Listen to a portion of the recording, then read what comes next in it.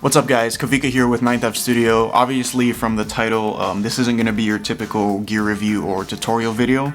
I know I don't have a million subscribers on this channel or anything, but I do feel a sense of responsibility to get the message out for at least something that I believe in.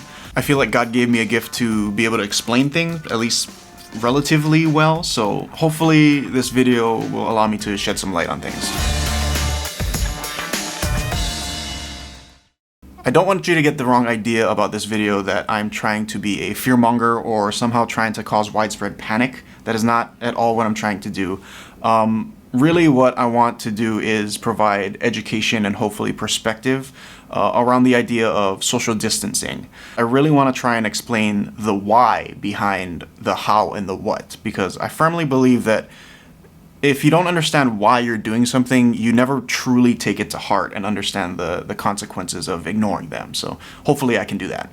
Secondly, I want to just make sure you understand I am not an expert. I'm not claiming to be an expert by any means. I'm not a reporter or an investigator or anything like that. I'm just trying to take the information that's provided to me through the different sources of news and media out there and try to put them all together to make sense of this. So if I have my facts wrong, I apologize. If I misspeak or if there's new information that I haven't got yet, feel free to correct me below. I'm open to your suggestions or input, so definitely let me know if there's something that I missed.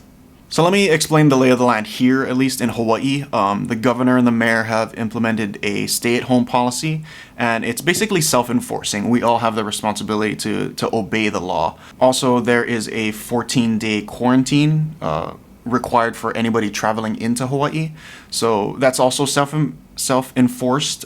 If you've traveled to Hawaii, I don't know if they're actually escorting people to a quarantine area, but from what I understand, you're basically required to stay in your hotel room if you're a visitor, or if you're a returning resident, you're required to stay at home for at least 14 days and not leave the house, even for essentials. Now, because these policies aren't typically harshly enforced by the police or whoever, whatever authority figures are out there, it really is upon us as community members to have the responsibility to obey them the way that they're meant to be implemented. Social distancing is the main thing that we're trying to do right now. And most people know what it is and how to do it. It's a 6-foot radius around yourself to minimize any possibility of droplets of somebody else being taken into your, your respiratory tract. So that's the what and the how. But the why, I feel like, is extremely important, and I don't feel like it's been completely explained in a way that people understand the severity of ignoring the concept of social distancing. I think it does help to understand how a virus like this works. Now, like I said, I'm not an expert, so correct me if I'm wrong, but this is just my understanding from what I've read on the news and a lot of articles that are published by researchers and the WHO and whatnot. So with a virus like this, typically there's several phases, right? There's the incubation process where you're asymptomatic, you're not showing any symptoms. That can last an average of 5 days right now. They're saying it's an average of 5 days, but it can actually be anywhere from 3 to even 14 days. Some reports even said 21 days, but we'll just stick with 5 as the average. Then there's the portion where you have symptoms, and those symptoms typically get worse throughout either a week or two. And then you have the recovery period where the symptoms reach their peak and then you start to have less severe symptoms and then you start to recover. The coronavirus, this new COVID-19, it seems to be very different from the seasonal flu. The seasonal flu, you typically had the incubation period, and then all the way up to the peak of your symptoms is mostly where you were contagious. And as you got to the peak of your symptoms, the actual infectious part of the virus started to deteriorate. And then it was just the part that was still in your system that your body was trying to fight off. So once you reached your peak of your symptoms, you were much less contagious at that point. That doesn't seem to be the case with COVID-19. People are saying that the contagious effects of COVID-19 are equally severe through the incubation period, through your symptoms, and even during your recovery. That's a big difference between dealing with something like the flu and this new virus. So we do have to take extra care in that regard. So let's now try to put this social distancing idea into a real world perspective so we can see kind of what would happen if we were to ignore it. I saw an article on the news the other day of a group of mostly tourists who had gotten together and had a party in a hotel room. About 16 of them were in this hotel room, and from the picture it was very obvious that they were not practicing social distancing. They were standing in very close proximity to one another, looked like they were sharing bottles of wine, so who knows what types of interactions they were having there. Now let's say none of them interacted with anybody that was obviously sick prior to coming to this party. Well, we still have to consider the incubation period, which on average is about 5 days. When you apply that to this situation, each person, you kind of have to backtrack 5 days and consider everyone they interacted with during that time. Obviously, like I said, these people aren't practicing social distancing, so let's just say a conservative amount, each person interacted with 2 new people each day. Now all of a sudden you have 172 people represented at this single party. Now that's kind of one of the main ideas behind practicing social distancing, is because when you interact with somebody, you're not just bringing your own experience into the interaction. You're actually the representation of anybody that you've interacted with in the past, on average, 5 days. Now going back to the example, like I said, we're using a conservative amount here, so let's just say there's 172 people represented at this party. Judging from the picture that I saw, it didn't look like they were practicing social distancing very well at all. So there is a pretty good chance that if somebody had COVID-19 there, that they did spread it at that point. So let's just say 5 people out of the 16 end up getting COVID-19. Again, we have to consider this average of 5 days for the incubation period, which they are contagious.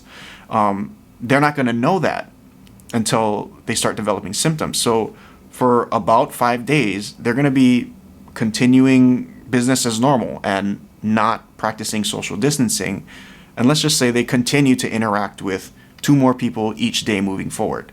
Now all of a sudden you went from 1 case, now 10 days later you have about 60 cases of COVID-19, and that's due to the fact that people were not practicing social distancing. So that does kind of explain how things can exponentially grow, and again, this is only considering the direct effects of this one person that attended the party. It doesn't even consider the fact that the people they infected are interacting, or may not be interacting with other people as well. If that's the scenario that ends up playing out and that ends up being what happens, it's going to be a very difficult road ahead. First, there's a finite number of ventilators at healthcare facilities. But more than that, there's actually a finite amount of people that can actually run the ventilators and monitor them. That's actually the real bottleneck, from my understanding at least. You can't just turn on a ventilator and plug it in. You actually have to keep track of it. You have to have a trained professional that knows what they're doing to monitor and keep track of what is happening to this patient. And they can only keep track of a certain amount of people. So that's some ways that it would affect the healthcare, but even at a community level, especially at a community level, imagine if one of these people that is asymptomatic at this party goes out and goes to the grocery store and interacts with somebody at the grocery store and gets them sick. Now you have a worker at the grocery store who is possibly in this incubation period, and on average they could be at work not knowing they're sick for about 5 days, doing who knows what, touching products, door handles, handing out change, collecting anything from customers, whatever the case is. But that's a very high traffic situation where there's a lot of people interacting in that area. So that's why it's very important that, number one, we shouldn't be going out unless we need to. But obviously the ripple effects of ignoring social distancing are immense and well beyond what I think a lot of us are actually thinking. There's other things you can do to avoid getting the virus on a personal level. You can sanitize, wear face masks that are effective, the proper face masks. Wash your hands often, avoid touching your hands and face. But by and large, these practices are reactionary. You're basically thinking that the virus is out there and I'm taking steps to avoid not getting it myself. The social distancing, on the other hand, is more of a proactive approach, I believe, in that we're trying to prevent the virus from getting out there in the first place. So again, I'm not my purpose isn't to instill fear or cause you to panic in any way. The main thing I want to do is to educate and provide information and perspective, so that you can really understand the responsibility you have to yourself, your family, your friends, your community, and really take this thing seriously. Social distancing is a very important part of us being able to get over this hump and start to see the number of new cases come down each day. So thanks for watching, guys. If I did misspeak or if I gave misinformation, that's not my intent. I'm not trying to spread misinformation. If you have any corrections for me, or if you have new information that's that overrides anything that I talked about today, I'd love to hear it in the comment section below. If I did help you understand the situation a little bit better, I'd really appreciate a thumbs up. Other than that, I'm Kaviko with 9th Ave Studio. Thanks for watching, and I'll catch you guys next time. Shoots!